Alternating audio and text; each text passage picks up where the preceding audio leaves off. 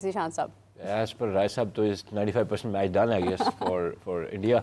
देखिए इंडिया के जो स्पिन वेब है ना, that is the defining factor. तो स्पिन वेब उन्होंने अपना डिप्लॉय किया, ऑब्वियसली प्लानिंग के एंड पे होती है, and there is a lot of momentum that is at the back of India right now. और फाइनल्स में हम हमेशा कहते हैं कि South Africa are the bunnies in the final situations front पे। न्यूजीलैंड की भी अगर आप हिस्ट्री निकालें ना तो 2015 में वो जिस तरह हमेशा कहते हैं पहले ओवर में ही स्टार्क ने और ब्रैंडन मैकलम को जब उसने आउट किया मिस दैट तो न्यूजीलैंड आप देखिएगा 1992 से अगर हम प्री हिस्टोरिक टाइम की बात करें, they have been featuring in semifinals, they have been coming into semifinal knockouts पे आते हैं और आगे जाके then they fail to cross the rope. तो ऑब्वियसली ये वाला जो सेटअप है इंडिया का, when they batting till 10th in the order, bowling till about they have got 7 bowlers in the army, and फिर उसके पीछे सेंस भी है, एक प्लानिंग भी है। तो it will be a very tough ask for New Zealand to cross this. और अगर no matter को भी वो target set करते हैं, it is not an analytical mind but it is just the gut feeling कि whatever the target will be set to India, they will achieve it in the 46th, 47th over. अच्छा कि इसमें एक बात मीरब कि जैसे अभी राय साहब बात कर रहे हैं ना कि जैसे आपने कहा कि दबाव उनका शुरू में रन्स बनाए, फिर विकेट लिया और उसके बाद मैच में वापस आए कैसे हैं? मैच में वापस आए स्पेशलिस्ट के जरिए।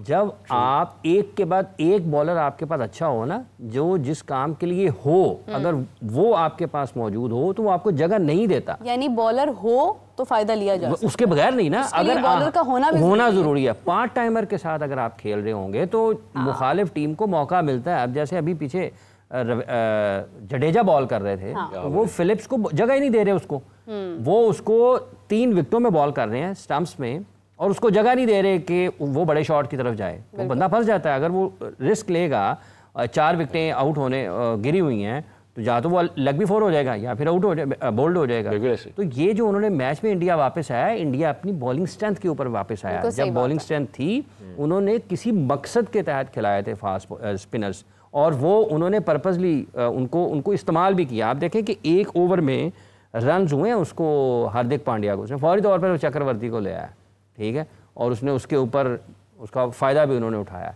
तो आपके पास जब वसाइल होते हैं तो आप उनको इस्तेमाल करते हैं। वरना ये एक टाइम में ऑस्ट्रेलिया आप देखें ना, ये फ्लेमिंग और मैग्रा बॉलिंग कर रहे हैं, ब्रेटली आ गया, गिलेस्पी आ गया, और क्या उनका एक माइकल कैस्परोविच होते थे, उसमें बीच में आ गए, ठीक है, एंडी बिकल आ गए, ज़रा सा काम हुआ तो शैन वॉर्न भी आ गए, एक के बाद एक और जगह ही नहीं मिलती है आपको।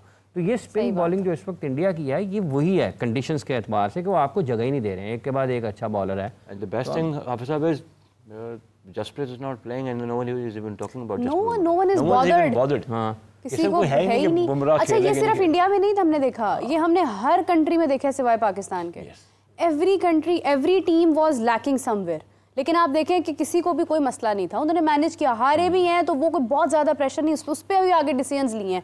जॉस बटलर है। अच्छा, एक और बात देखें, ये ना हमारी बदकिस्मती नहीं है, ये हम खुद इतने नालायक हैं जो हमने अपने खाते में ये सब डाला है। 92 के वर्ल्ड कप में वकार यूनुस अनफिट हुए थे, सईद अनवर भी अनफिट हुए थे, ठीक है, लेकिन पाकिस्तान मैचेस फिर भी वर्ल्ड कप जीत गया था। और सईद अनवर और वकार यूनुस का रिटायरमेंट देख लें कि किस नोट पर हुई है, कितने रन और कितनी विकेटें उन्होंने ली हैं इस किस्म के। और जावेद मियादाद इनिशियली टीम के साथ ट्रैवल नहीं किए थे, ठीक है ना जी। और इसके बावजूद पाकिस्तान 92 का वर्ल्ड कप जीता था।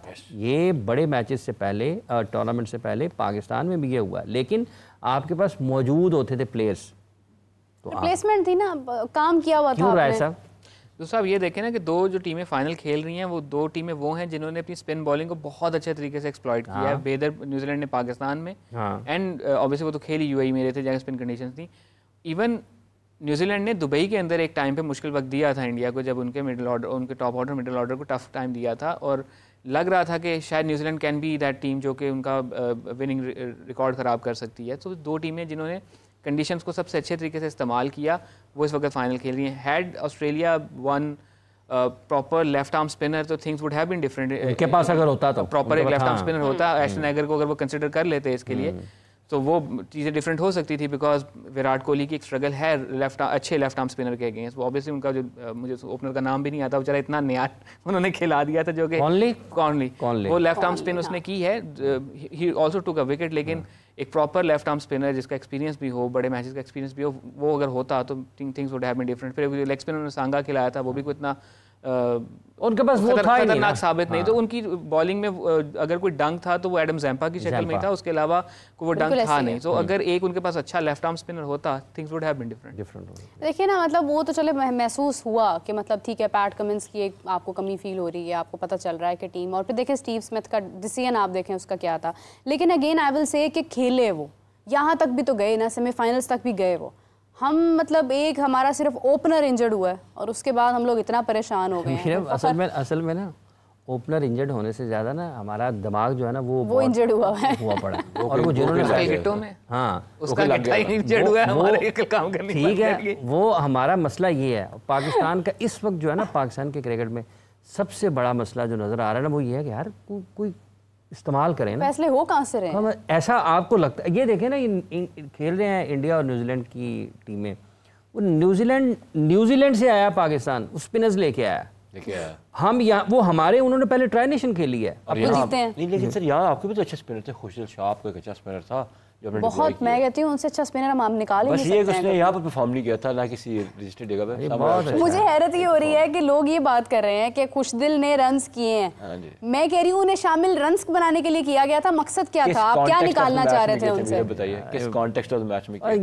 ये जो बात हुई है ना, वो इसी का मकसद, यही एक मकसद है ये, मतलब और जो लोग शामिल करते हैं टीमों में, जो बना रहे हैं टीमें, वो भी एक बड़ा मसला है यार। आप क्या कर रहे हैं? फहीम को फिर रख लिया, हसनैन को बगैर खिलाया। रबाडा ने रन्स बनाए थे ना वेस्ट इंडीज के मैच में लास्ट में मतलब वो उसने रबाडा और जॉनसन टेस्ट मैच में साउथ अफ्रीका में टेस्ट मैच में रन्स ने बनाए। अब मतलब उसको वो ओपनर डाल दें कि नहीं भाई रन्स तो बना लिए उसने, तो इसको तो इस नंबर पे होना चाहिए। वो कौम बदल हो रही है क्रिकेट से, इन्होंने खुशदिल दी पई है खुशदिल ने रन्स कर लें, सारी कौम बदल हो रही है, बदल हुई हुई। और कहना जैसे डेविड मिलर ने सेंचुरी की है ना, खुशदिल ने वैसे स्कोर किया था out of context. Doesn't matter ना, फर्क नहीं पड़ता आपका। जब शुरू में आप इतनी गलतियां कर चुके हैं कि आप एक मेजर अपना जो आपका सेंटर था वो आप खराब कर चुके हैं, उसके बाद आपको रन्स कर भी लेगा तो उससे फर्क क्या पड़ता है? जब आपके एआई ने स्कोर्स कैलकुलेट करने ना, एक इंसान ने नहीं करने हैं, उन्होंने कहना यार स्कोर्स क्या, स्टैट्स क्या हैं, तो उस पर अगर खुशदिल शाह का स्ट्राइक रेट 8 था, उसने स्कोर इतने किए हैं, फेयर लेवल तो होएगा है।